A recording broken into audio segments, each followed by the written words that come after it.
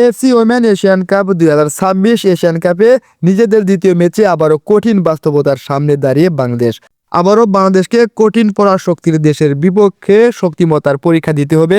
Ranking বলছে উত্তর Korea বাংলাদেশের তুলনায় অনেক শক্তিশালী একটি দল। কিন্তু ফুটবল কেবল র্যাঙ্কিংয়ে নির্ধারিত হয় না, নির্ধারিত হয় মাঠে। প্রথম ম্যাচে বাংলাদেশ 2-0 গোলে হেরেছে চীনস ওমেন ন্যাশনাল ফুটবল টিমের বিপক্ষে। তবে পুরো ম্যাচে প্রতিরোধ ছিল, বিশেষ করে দ্বিতীয়ার্ধে দৃঢ়তা ছিল চোখে পড়ার মতো। আর বাংলাদেশের গোলকিপার ছিল অবাধ্য এক চীনের প্রাচীর। বাংলাদেশের কোচের টেকনিক ছিল সিংহের মতো। তিনি রিস্ক নিয়ে যে সিদ্ধান্ত নিয়েছেন বরাবরই তিনি সফলতার পরিচয় দিয়েছেন। বাংলাদেশের প্রতিটি প্লেয়ারের পারফরমেন্স আলাদাভাবে ব্যাখ্যা করার মতো, কিন্তু তারপরেও বাংলাদেশের 2-0 গোলে হেরেছে, এটা আমাদের জন্য বড় এক প্রাপ্তির। আর এখন পর্যন্ত এই ফলাফলে বাংলাদেশের গোল ডিফারেন্স -2 এবং 0 পয়েন্টে নিয়ে পয়েন্ট টেবিলের তৃতীয় অবস্থান করছে। অন্যদিকে উত্তর কোরিয়া প্রথম ম্যাচেই শক্ত অবস্থান জানিয়ে দিয়েছে, 3-0 গোলে হারিয়েছে উজবেক ওমেন ন্যাশনাল টিমকে। সে ম্যাচে উত্তর কোরিয়া 3 গোলের ব্যবধানে লিড নিয়ে পয়েন্ট টেবিলের শীর্ষ অবস্থান করছে। 3 গোলের লিডে 2টি এসেছে পেনাল্টি থেকে, গোল ডিফারেন্স +3 এবং 3 পয়েন্ট অর্জন করে তারা শীর্ষে রয়েছে।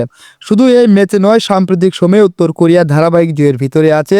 দ্রুত আক্রমণ, শক্ত ফিজিক্যাল গেম এবং বক্সে প্রচণ্ড চাপ তৈরি করা, এটাই তাদের সবচেয়ে বড় শক্তি।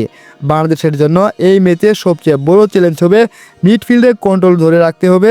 উত্তর কোরিয়া খুব দ্রুত উইং ব্যবহার করে, উইং ব্যাক খেলে তারা উইং দিয়ে আক্রমণ আসতে পারে, আর উইংয়ে বাংলাদেশের কঠোর পরিশ্রম করতে হবে।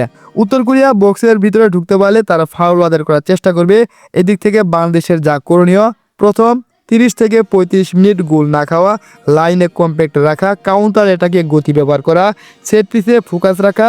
এই ম্যাচে বল দখলের লড়াই হয়তো বাংলাদেশ পিছিয়ে থাকবে, কিন্তু সংগঠিত ডিফেন্স এবং ডিসিপ্লিন থাকলে স্কোর লাইন সম্মানজনক রাখা সম্ভব। এখন শক্তিমত্তার তুলনায় আসি। শক্তিমত্তার দিক থেকে উত্তর কোরিয়া বরাবরই বাংলাদেশের থেকে এগিয়ে রাখা উচিত।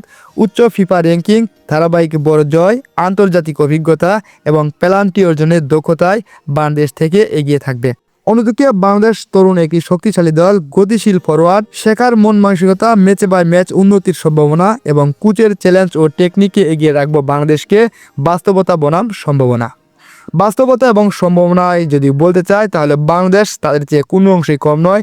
যদিও বাংলাদেশ এই ম্যাচটি জয়লাভ করতে পারবে না, তারপরেও সম্ভাবনা রয়েছে। সম্ভাবনার দিক থেকে বাংলাদেশকে এগিয়ে রাখা যায়।